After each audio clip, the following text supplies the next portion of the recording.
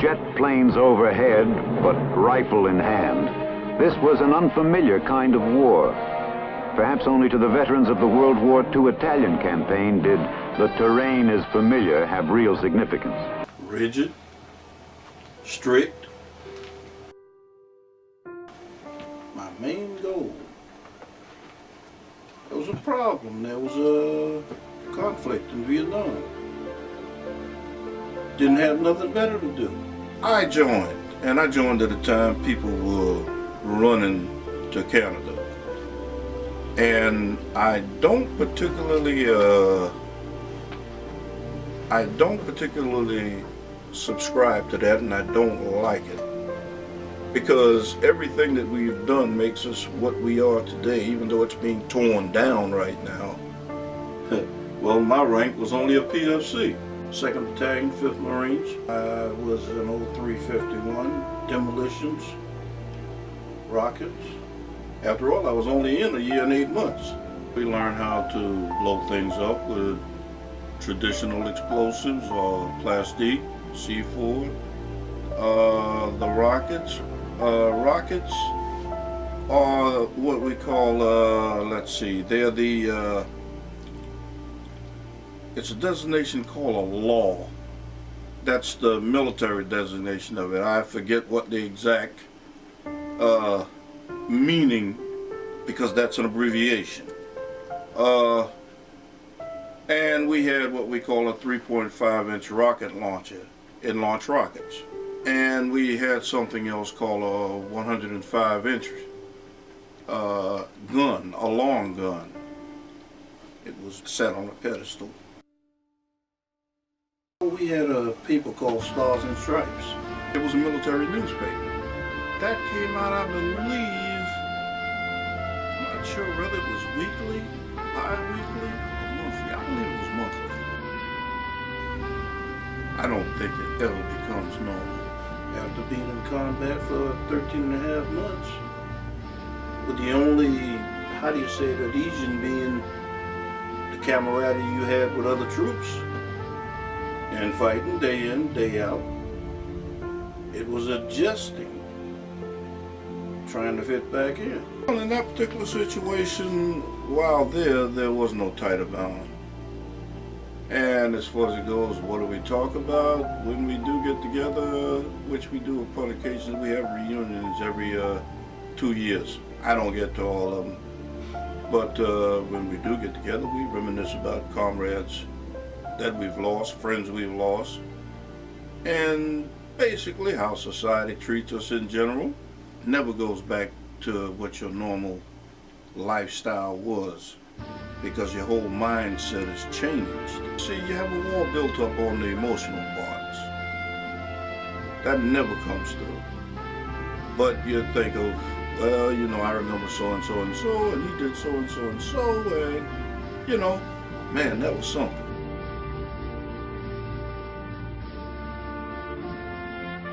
Well, loud noises, but other than that, it could be something real subtle. Backfires, cars, any sound that was out of the ordinary, any kind of loud sound.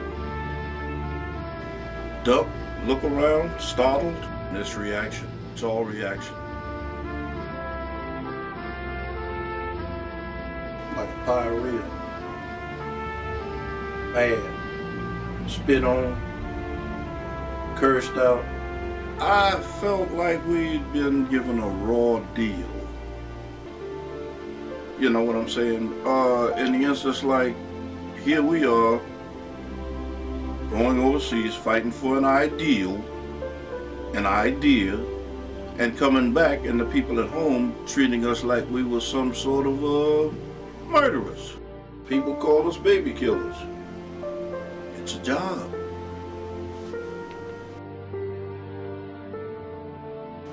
Well, for any illness related to being in Vietnam with the, what do you call it, with that Agent Orange that they used on the vegetation, everything over there, it takes them at least 10 to 12 years to go through a system where they say, well, we have a certain amount of guys who have this particular ailment.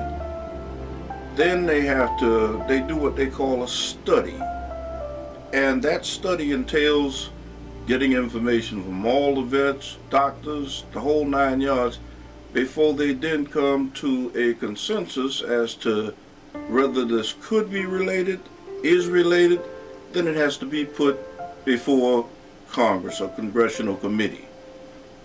And then they have to approve it before that vet or the vets can be compensated or treated for this particular ailment. It's responsible for me and exactly who I am. I just have a particular mindset where I don't bother folks, and I prefer to be left alone. I'm me. I'm myself.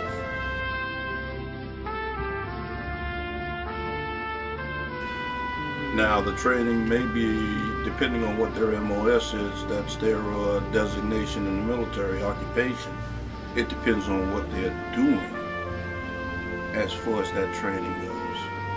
But morality-wise, I would say I don't think there's that much of a difference, but there's definitely, I would bet on it, a difference. The Marine Corps doesn't change much as far as that particular thing goes. It's the mindset of the people that are in there. By it being an all-volunteer military,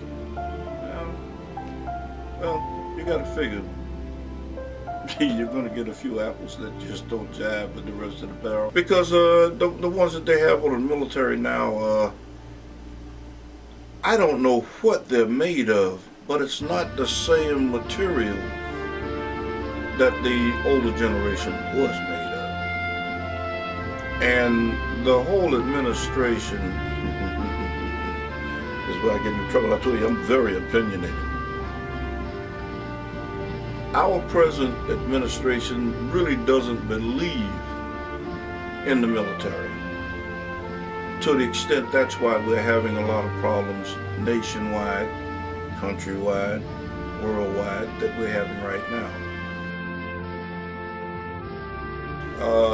We've been in jungles, fighting in the jungles for months and months and months, and all of a sudden here we were on concrete streets with houses right next to each other like any other city in the world. And we were fighting house to house. And we had a sniper. I don't want to seem blasé about it, but there was a sniper. I took one of the little handheld rockets when they found the position of the sniper, and I went like this to launch a rocket. In the meantime, got shot in the arm. And I didn't even realize it when it happened because I felt nothing. I was kind of zoned out, into what I was doing. And I fired the rocket and somebody told me, said, "You've been hit." I said, "Oh, really?" And I looked down and I saw it. I said, "Oh, well, there we go." I said, "I'm going home now."